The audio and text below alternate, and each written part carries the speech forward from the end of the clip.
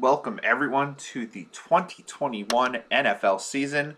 My name is Doug Shain. This is Bankster DFS NFL Showdown. Cowboys, Buccaneers this Thursday, September 9th. First game of the season.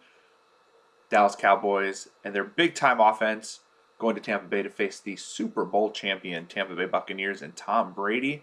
And we're going to put together a GPP lineup, get some ideas of how we want to take a look at this slate and what we're going to do and how we are going to make you money this NFL season, and specifically for this, the first game of the NFL season. Before we get started, quick word about BanksterDFS.com. What do we cover? We cover it all. All the major sports, all the niche sports, college sports, and even some non-DFS related items like sports cards and WWE and sports betting, and we talk about movies in our Slack chat. What do you get with BanksterDFS.com? Well, you get all of those sports, Slack chat, articles, player pools, videos, Bankster University, bonuses with some of our partners like Prize Picks DFS. And how much does it cost you? $3.99 a week. That's not per sport. That's not per article. That's not per anything. It's per week. $4 a week covers everything. You want to spend a little bit less? Sign up for a monthly subscription, $15.99 a month, or you can spend even less on a per week basis, $174.99 for the year. And again, that is not just for NFL. That's for everything. You get the whole shebang for under $4 a week. Everything, all sports, all content, no hidden fees. And as long as you stick with us and don't cancel your membership, your price will never increase no matter how many price increases we have. You will always stick at the price that you pay. Can't beat that. Again, you get your daily player pools, your Slack chat, and your award-winning articles and analysis from FSWA award winners like myself, Doug Shain, and Jeff Kaminsky, and a number of future award winners on Team Bankster as well. Don't forget, like, share, subscribe, click the notification icon if you like this video. Let you know when we're going to post more. We're going to try to post a video every single day during the NFL season. Not just looking at football, try to get some hockey when hockey season starts, basketball, MLB and their playoffs, soccer, whatever we've got, we're going to try to post some videos for you. So make sure you click that notification icon and click the subscribe button so you know when our videos are coming out. Let's take a look here at the NFL slate. This Thursday, oh my goodness, it feels so good to get ready for NFL season. Tampa Bay Buccaneers. One of the crazy things about the Tampa Bay Buccaneers is they are bringing back pretty much everyone that helped them win the Super Bowl last year. That's a good thing. And that's not such a good thing, well, for the Tampa Bay perspective. It's a good thing because we kind of know what the team's going to do. Now, for Tampa Bay's perspective, though, they had one real flaw last year. Their biggest flaw that they had last year was they really struggled at covering inline receivers. Remember that big game Tyreek Hill had last year where he had 200 yards in the first quarter against Tampa Bay? And it's Tyreek Hill, so he can go off in any game. But if you take a look at the data, you take a look at statistics, inline receivers, tight ends, slot guys. Don't forget to check out our Dirty Slot article. Sean Goodwin's got that posting this weekend. He'll join us Sunday for our live stream, 10:30 a.m. Eastern, talking about the dirty slots for myself and Gouda for our hour-and-a-half live stream before lock. But I think he's going to really enjoy this conversation because the Tampa Bay Buccaneers really struggled with inline receivers. Now, for Dallas, when we look at that, there's a couple of different options, right? You've got the tight ends. You've got Schultz, and you've got Jarwin, but Dallas doesn't throw a ton to the tight end. We like Jarwin, we like Schultz. Schultz did fine in Jarwin's absence last year. But the guy who I think is really going to benefit from being that inline receiver, right? Because you're going to have Cooper probably playing the outside. You got Gallup playing on the outside. We got CeeDee Lamb. CeeDee Lamb is going to be playing that slot inside receiver, and I think he's going to take advantage of the weakness that the Tampa Bay Buccaneers showed last year from that slot inside receiver. Now, it's really hard to look at last year's data and get a real good read on what these Cowboys can do because after Dak Prescott got hurt in Week 5 against the Giants, everything kind of changed. I mean, Dak seemed to like CeeDee Lamb, though, prior to that, huh? 6 targets, 9 targets, 7 targets, 7 targets. And they just kept throwing to him 11 targets, 11 targets. I mean, he went under 5 targets once the whole time last year. CeeDee Lamb is a dude. He's a beast. He can catch just about anything. He's got good downfield speed.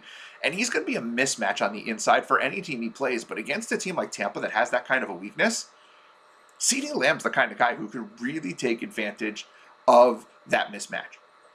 Now, I know the Tampa Bay Buccaneers are 7.5-point home favorites. The total's 51. And intuitively, you might think, oh, I probably want to go ahead and use Buccaneers players as my captain, maybe go with a major Buccaneers stack. But Dallas, one of the things that they were known for at the beginning of last year, and I mean at the end of the year, but they weren't quite as good at fulfilling this, they had to throw a ton to keep up with the other teams that were scoring a bunch on them, right? Remember, we had those games where Dak Prescott was just going bananas at the beginning of the year, and they had to throw, right? Let's take a look at Dak Prescott's stats from the beginning of the year last year.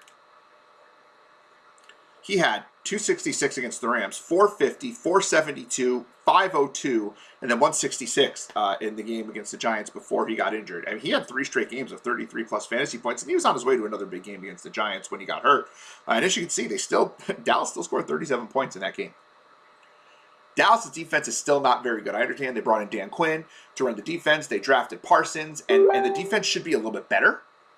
But it's not going to be a great defense. And Tampa Bay is still a really good offense. Dallas is going to have to throw. So I actually think it makes some sense to spend down a little bit on captain, right? We want to use running backs and receivers and captain. They win about 70 to 75% of the time in showdown slates. So what we want to make sure is we're using a running back or receiver and a way to be maybe a little contrarian. Because I think people are going to look at this Tampa Bay offense. And I actually think people who are new to the game are going to probably try to run some quarterbacks here. I think a great way is to take advantage of that mismatch and throw CeeDee Lamb in as your captain. He is probably my favorite captain on this slate. Probably would use him as a cash thing too, but we're going to use him in a GPP. Now, whenever we're using a receiver in our captain slot, you always want to use your quarterback. I'm not telling you anything new here. Listen to anyone. They'll tell you to do this. This is not rocket science. If CeeDee Lamb does well, Dak Prescott's going to do pretty well. So we got to throw Dak Prescott in there. Now, we know Dallas is really bad on the back end. They're not great against the run either, but you've got that three-headed monster.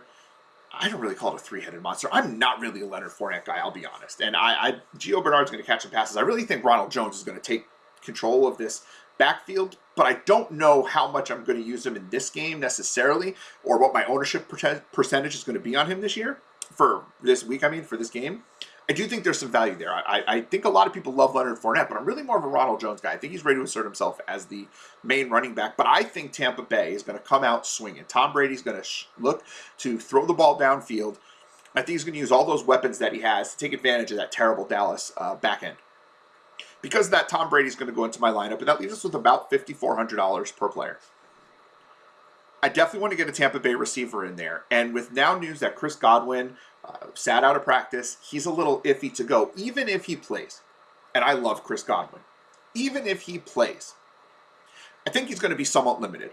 And I do think that you've got Tom Brady, who has this thing for Antonio Brown. Tom Brady brought Antonio Brown into New England. They played the one game, and he had a really strong game. He just kept looking to Brown, feeding him the ball. And last year, as things got rolling, Antonio Brown became a fairly reliable receiver. Look at the playoffs. He only had those 3 targets against New Orleans and Washington, both very good secondaries, might I add. 6 targets in the Super Bowl, 15 targets week 17, 6 targets week 16, 7 targets week 15, 5 targets week 14. He was scoring double digits most weeks that he played. Tom Brady loves Antonio Brown.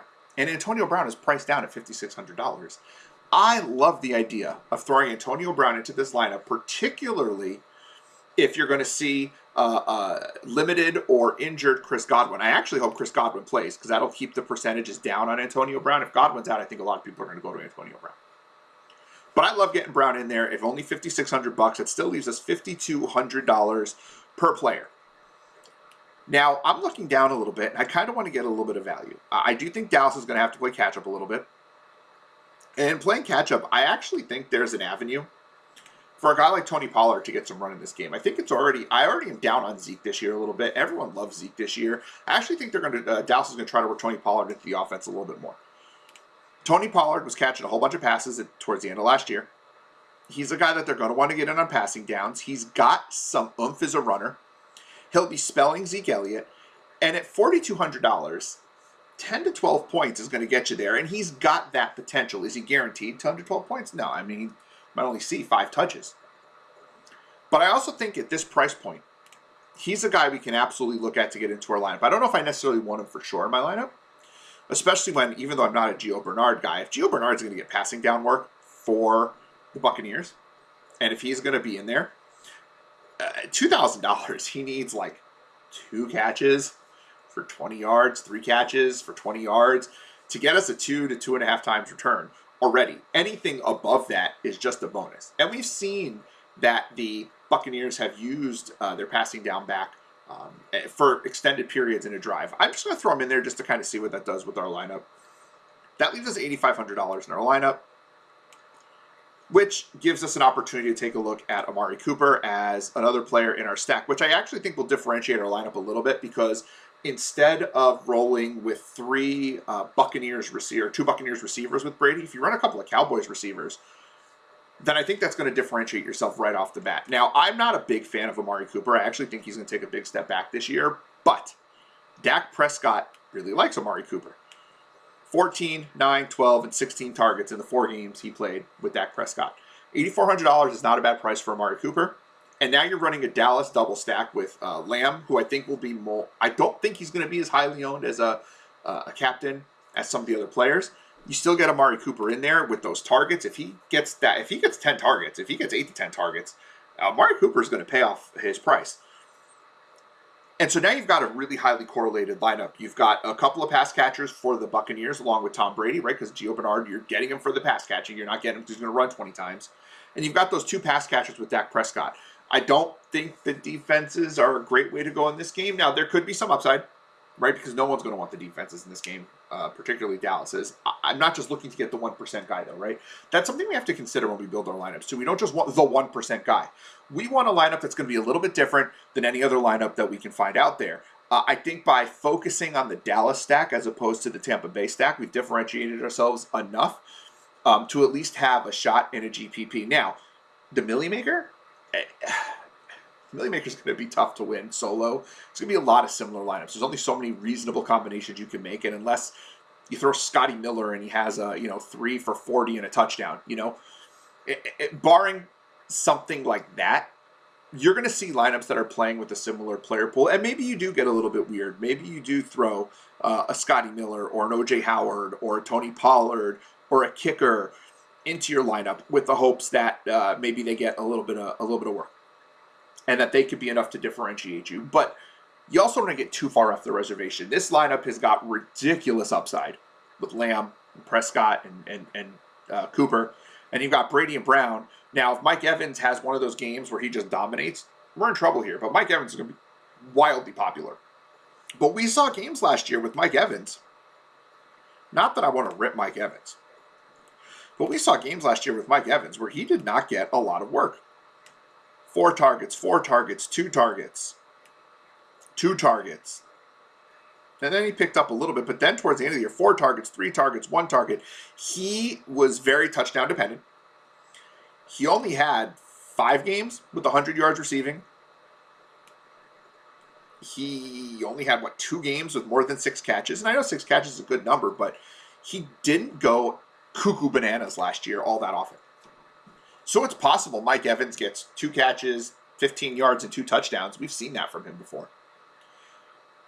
But I think fading Mike Evans is also a really good way to differentiate your lineup than other people.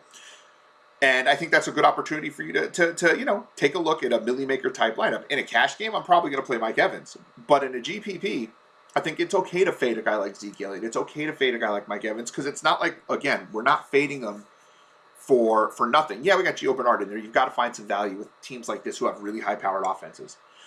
But if we're taking a look at a team in a GPP, fading a guy like Zeke, fading a guy like Evans isn't the end of the world because there's so much upside in a Dallas team and there's so much upside in a Tampa team that you've got guys like Brown and Lamb who can completely go off and break a slate. So I think throwing those guys in there makes a lot of sense.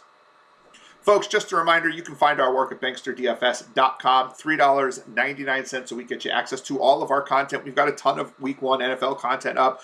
Our Slack chat, NFL Slack chat, is rocking and rolling. College football, by the way, Week 1 week in, has been absolutely on fire. Troy and Brandon are killing it with college football. We're still doing daily baseball, both our Slack chat and our heat maps.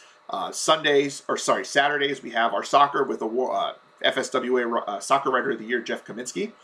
Is giving us our soccer every Sunday. We've got Tay Wagner doing our MMA. We've got basketball and hockey are only a month away, and our teams are rip-roaring ready to go with that. And you get all that for $3.99 a week. BanksterDFS.com. Do not forget, like, share, subscribe. Come back, check us out every single day for new videos and new content. We will be live Sunday morning, 10:30 Eastern, for 90 minutes, getting you ready for the Week 1 NFL season. Again, my name is Doug Shain. Thank you for taking the time to listen. BanksterDFS.com.